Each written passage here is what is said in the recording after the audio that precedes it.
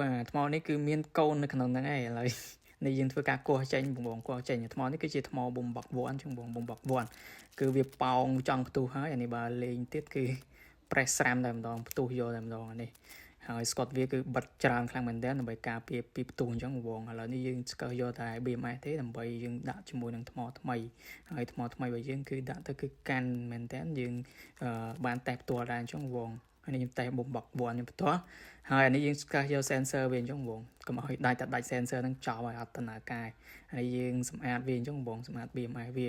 បន្តមកទៀតយើងក៏ចាប់ផ្ដើមតឡើងថ្មថ្មីសម្រាប់ថ្មថ្មីនេះគឺមកគ្រាប់2600 មីលីអាំពែម៉ោងអញ្ចឹងបងអានេះយើងធ្វើការខ្នែងគ្នាដើម្បីតឡើងកើនចរន្តកើនមីលីអាំពែម៉ោងបងហើយយើងស្រីគ្នាដើម្បីឡើងតង់សុង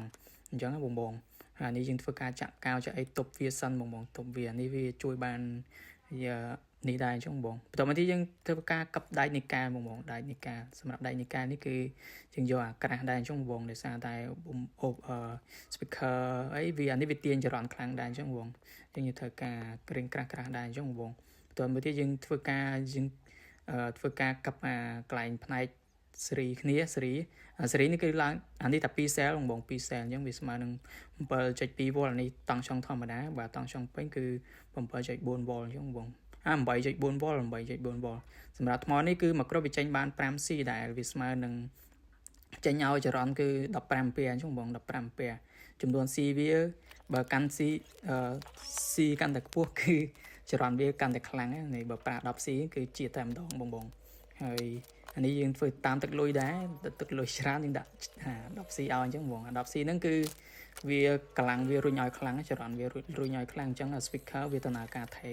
ល្អអញ្ចឹងបងវាថេល្អហើយប្រើប្រាស់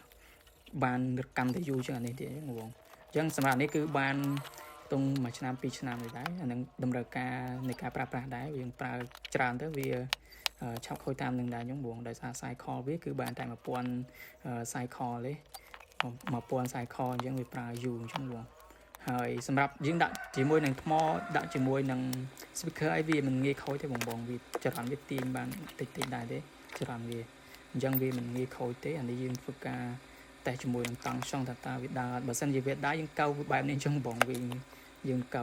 ភ្លើងមកគឺវាដំណើរការវិញហើយគឺតង់ឆុងវា 7.3 វ៉ុលអញ្ចឹងបង 7.3 វ៉ុលហើយបន្ទាប់ពីយើងធ្វើការតេស្តតង់ឆុងហើយយើងក៏ចាប់ដើមរួមស្កុតกระดาษនេះបងរួមស្កុតกระดาษនេះទ្រាប់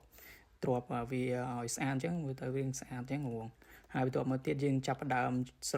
រោបជាមួយនឹងថង់អេសឡង់នេះគឺនៅពេលដែលយើងប្រើកម្ដៅផ្លុំទៅគឺវារួមបញ្ចូលគ្នាមកទៅស្អាតខ្លាំងមែនទេបងស្អាតខ្លាំងហើយអានេះយើងធ្វើបើសិនជាយកទៅដាក់បំបាក់ធូរតែយើងគ្រៀងកែជើងវាបន្តិចដោយសារតែអានេះទំហំថ្មវាគឺរៀងធំជាងមុនវាប្រិចរៀងធំជាងមុនអញ្ចឹងបងអញ្ចឹងតែយើងកែបន្តិចទៅគឺដំណើរការឲ្យចាក់បានរៀងយូរជាងមុនដែរអញ្ចឹងបងដោយសារថ្មនេះគឺកើនមីលីអាំពែអញ្ចឹងបងកើនមីលីអាំពែនោះមួយគ្រាប់វាតែ2000 មីលីអាំពែម៉ោងអញ្ចឹងវាអត់សូវកាន់បានដែរអានេះវាយើងដាក់ថ្មថ្មីដាក់ថ្មមូលចេះទៅគឺវាកាន់ជាងមុនអញ្ចឹងបងវាប្រើប្រាស់បានរយៈពេលយូរជាងមុនយូរម៉ោងជាងមុនអញ្ចឹងបងអានេះយើងធ្វើឲ្យយើងបាត់ label បញ្ជាក់ពីចរន្តតង់ឆុងវាអញ្ចឹងបងពីមីលីអាំពែវាអញ្ចឹងបងហើយអានេះគឺបាន1200 មីលីអាំពែម៉ោងអញ្ចឹង1200 មីលីអាំពែម៉ោងហើយបើសិនជាបងមានតម្រូវការរៀបថ្មក៏បានទិញស្រាប់ក៏បានខ្ញុំមានក្នុង stock ដែរ